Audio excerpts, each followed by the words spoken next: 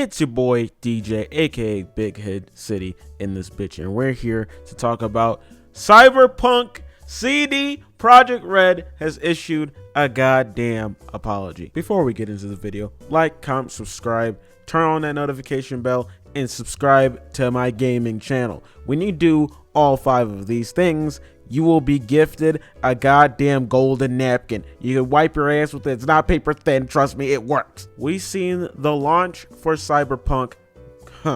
Oh, that was a goddamn tragedy. We seen the first day patch. The game was still a tragedy. The game got so bad with the bugs that they took it off of the PlayStation Store, off of all the console stores. They were issuing refunds like police issue tickets to people. And now, after a month of the game's release, they come out with a public apology. Let's see what they gotta say. All right, let's do a reaction here. Hey everyone, my name is Marcin Iwiński and I'm the co-founder of CD Projekt. When I started CD Projekt 25 years ago, one of its founding principles was honest and direct communication with gamers. When CD Projekt Red, the game development part of CD Projekt, was born, it added something important to that principle, the ambition to make the best games in the world. It became our mission and something that guided us up until now. Based on that legacy of genuine and honest communication, you've trusted us and pre-ordered our game. And despite good reviews on PC, the console version of Cyberpunk 2077 did not meet the quality standard we wanted it to meet. I and the entire leadership team are deeply sorry for this, and this video is me publicly owning up to that. So far, so good. You know, this is not the standard issued YouTuber apology. You know, we've seen those 1,000 times. They kind of already failed the test. I didn't hear a goddamn sigh or a goddamn fucking I was in a dark place. I haven't heard that yet. So I mean, like, we're doing good so far. I mean, like, come on, it feels genuine. Let's keep watching. Please don't fault any of our teams for what happened. They all are incredibly talented and hardworking. Myself and the board are the final decision makers, and it was our call to release the game. Although, believe me, we never ever intended for anything like this to happen. I assure you that we'll do our best to regain your trust. Now I'd like to tell you how the situation looked like from the inside. Cyberpunk 2077 is huge in scope. And I'm not only talking about quests or things you see at first glance. I'm talking about a multitude of custom objects, interacting systems, and mechanics. In the game, everything is not stretched out over flat terrain where we can make things less taxing hardware-wise, but condensed in one big city and in a relatively loading-free environment. On its own, this is a challenge, but we made it even more difficult for ourselves by wanting to make the game look epic on PCs and then adjusting it to consoles, especially old gens. That was our core assumption, and things did not look super difficult at first. We knew the hardware gap, yes, but ultimately, I think that time has proven that we've underestimated the task. To give a concrete example, and the main culprit, we had to constantly improve our in-game streaming system for all gen consoles. Streaming is responsible for feeding the engine with what you see on screen, as well as the game mechanics. And since the city is so packed and the disk bandwidth of all gens is what it is, it constantly challenged us. Every change and improvement needed to be tested, and as it turned out, our testing did not show a big part of the issues you experience while playing the game. Wait a minute, slow down here. What? I could smell the malarkey from miles away here. Don't try to lie to us and tell us the people that tested the game didn't come across bugs. That's a whole goddamn lie. My nigga, I streamed this game for 3 hours and there was characters T-posing. There's no way that they played this game and they didn't see a goddamn flying car. There's no way. You can't sit here and tell me that when you killed somebody in a car, the cops didn't just magically appear. And then when you turn the corner, they disappear. You can't tell me that the game testers didn't see this. Their job is to break the game, basically, to scout out all of the bugs. You're telling me that none of this happened? Are you smoking crack? They're smoking the new Heisenberg, bro. And no, I wouldn't blame the team either. It's not them that's greenlighting the game. It's the goddamn people that's the management. Bro, if I was making a goddamn game and I was testing it out on the daily basis and I seen goddamn Johnny over here visibly seeing bugs and not fixing them. Me and Johnny, that nigga's gonna turn to zeros and ones because I'm gonna have to fold his ass and put his ass back in the matrix. You're fucking crazy. I don't think anybody in their right mind would greenlight a game that does things like this. Cyberpunk is graphically amazing to look at, all right?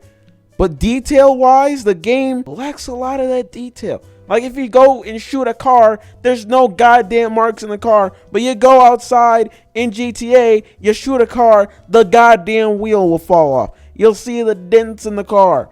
X, Y, and Z. You shoot the water, the goddamn spurt of the bullet of the impact will fly up.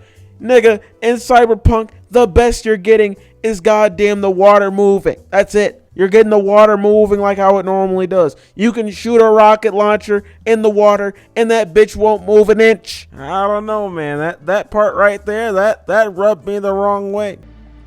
As we got closer to the final release, we saw significant improvements each and every day, and we really believed we would deliver in the final Day Zero update. Now let's talk about the review process. We started sending our PC review keys in the first days of December. On launch day, December 10th, we hit the ground running with a really good start on PC. While not perfect, it's a version of Cyberpunk we are very proud of.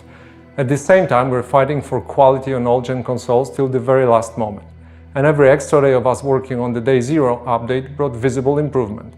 This is why we started sending console review keys on the 8th of December, which was later than we originally planned. This all happened while working from home with all the challenges resulting from the COVID-related restrictions. A lot of the dynamics we normally take for granted got lost over video calls or email, and we took that hit too.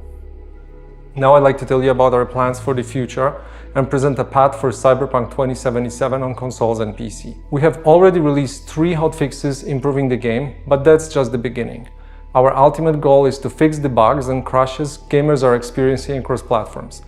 Please expect bigger and smaller patches on a regular basis. The first update will be dropping within 10 days, and it will be followed by another, more significant one in the following weeks. We will, of course, continue to work on the game in future updates and improvements beyond that. Our big plans for supporting Cyberpunk in the long term did not change. As for the free DLCs, our initial plan was to deliver them just after the release, much like we did with The Witcher 3. We decided to focus on the most important fixes and updates first, and we'll be releasing the DLCs afterwards. Expect more information in the upcoming months. For those of you playing on next-gen consoles in back compatibility, you can still expect the free next-gen update for Xbox Series consoles and PlayStation 5 arriving in 2021. We are aiming at the second half of the year. I'd like to end this video by assuring you that we treat this entire situation very seriously and are working hard to make it right. The guiding principles of our company are still core to what we do. We still want to make amazing games and have an open communication with you, our players. For now, our immediate focus is to work hard on making sure you enjoy Cyberpunk 2077 regardless of platform.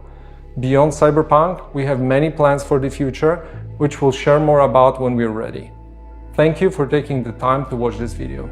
You know, this apology video felt genuine for the most part, but just the bug part, my nigga, I smelt Cap from 3,000 miles away. You're a damn lie. Well, besides that part, I felt like it was well received, and honestly, I feel like they're really hoping that they can get a second chance and work on this game properly.